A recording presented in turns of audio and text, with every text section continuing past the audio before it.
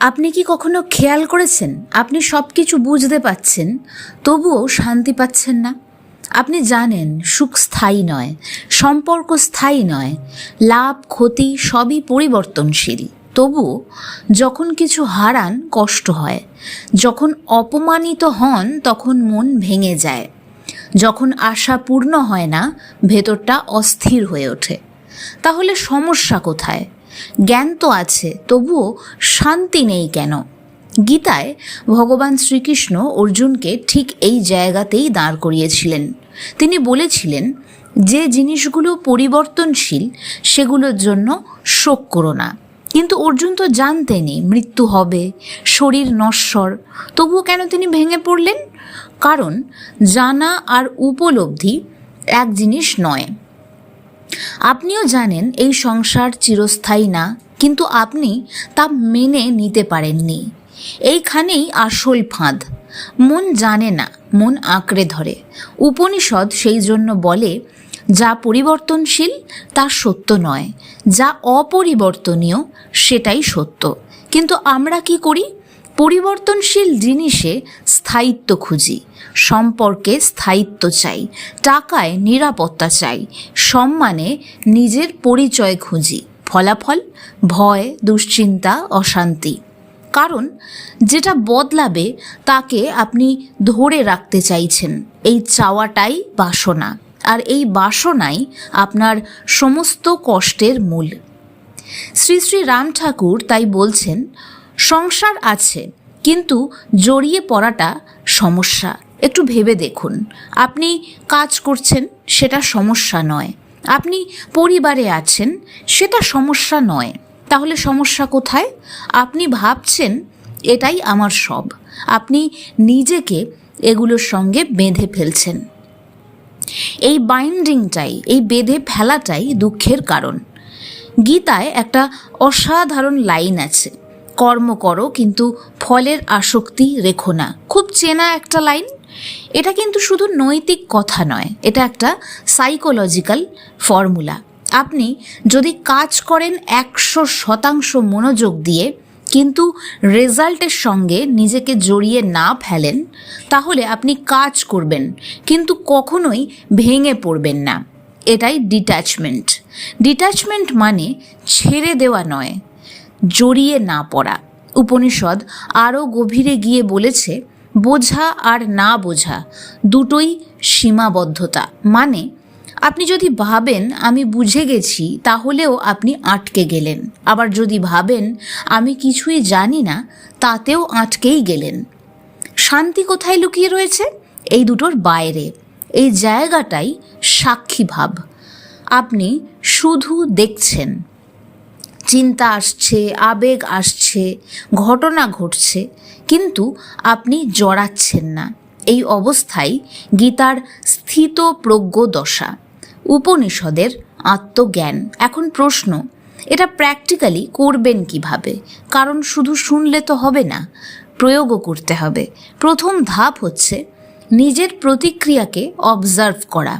যখন কষ্ট আসবে 1 সেকেন্ড থামুন, বলুন এই কষ্টটা হচ্ছে, মনের মধ্যে এই অনুভূতিটা তৈরি হচ্ছে, আমি দেখছি।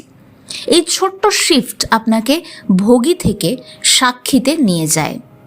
দ্বিতীয় ধাপ হচ্ছে বাসনাকে লক্ষ্য করুন। দিনে কয়েকবার নিজেকে জিজ্ঞাসা করুন, আমি এখন কি চাই?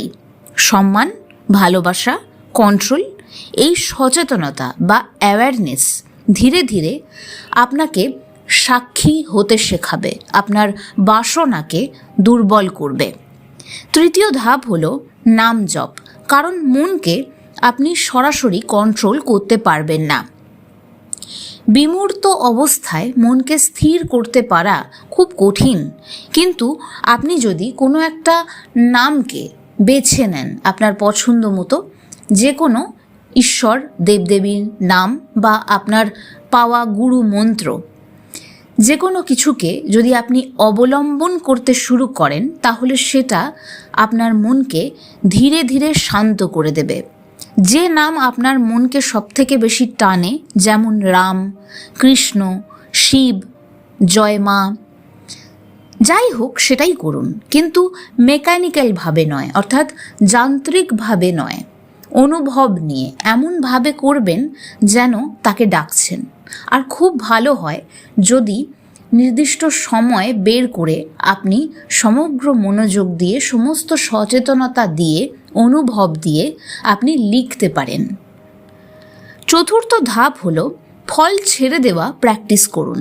যে কাজ আপনি করছেন মনে মনে এটা বলুন যে আমি আমার সবটুকু দিয়ে এই কাজটা করছি, কিন্তু ভগবান আমি এই কাজের ফলাফল তোমার কাছে সমর্পণ করলাম।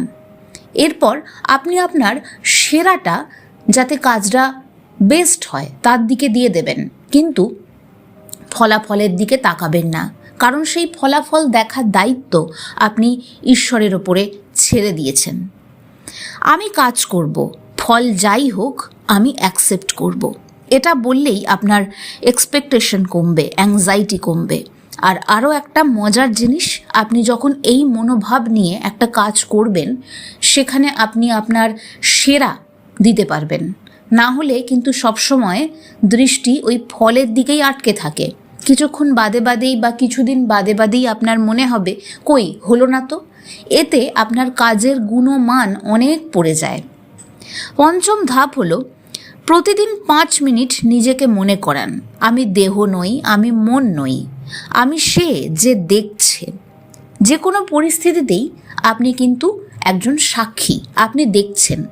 যা কিছু অনুভব আপনার হচ্ছে বলে মনে হচ্ছে সেটা আপনার মনে হচ্ছে, সেই অনুভবটাই আপনি নন। সেই অনুভবটা হতে আপনি আসলে দেখছেন, আপনি সেই অনুভবটাই হয়ে যাচ্ছেন না। আপনার অস্তিত্ব ওই অনুভবটার সঙ্গে জড়িয়ে নয়, আপনি একজন আলাদা সত্তা।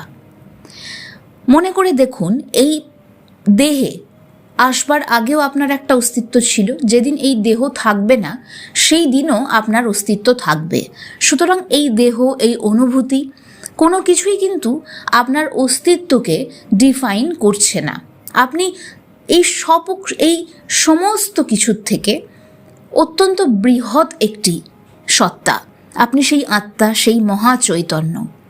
এই যে বারংবার নিজেকে মনে করানো, এই রিপিটেশন, এটাই আপনার আইডেন্টিটি বদলে দেবে। এখন একটা গভীর সত্য, আপনি যতক্ষণ ভাবছেন আমি এই জীবনটা, আমি এই সমস্যাটা, আমি এই সম্পর্কটা, ততক্ষণ আপনি বাউন্ড, অর্থাৎ আপনি বেঁধে রয়েছেন।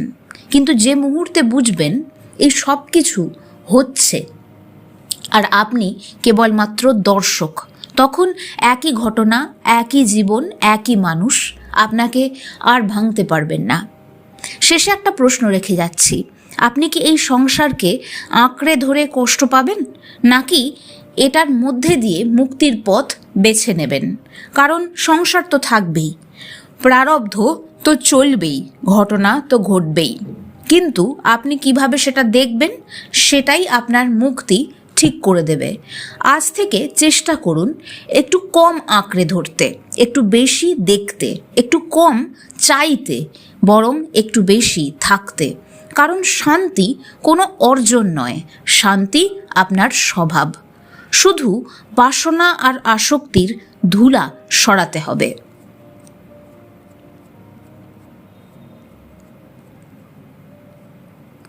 শেষ পর্যন্ত আমি শ্রী শ্রী রাম ঠাকুরের কিছু কথা বলে আজকের এই পর্ব শেষ করব।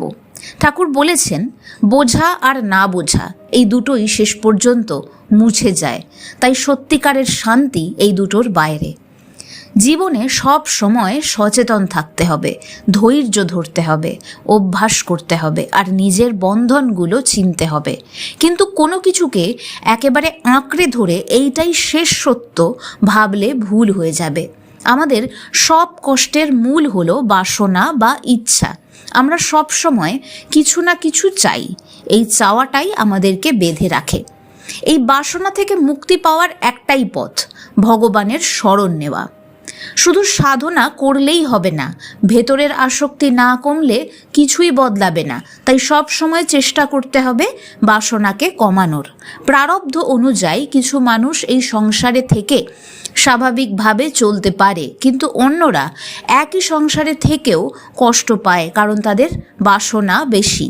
যতক্ষণ বাসনা থাকবে ততক্ষণ শান্তি আসবে না। তাই মূল কথা, সংসারে থাকো কিন্তু তাতে ডুবে যেও না, কাজ করো কিন্তু আসক্ত হয়েও না, বুঝতে চাও কিন্তু আমি বুঝেছি এই অহংকারে আটকে যেও না। আর সবচেয়ে বড় কথা, ভগবানের আশ্রয় ছাড়া সত্যিকারের মুক্তি নেই।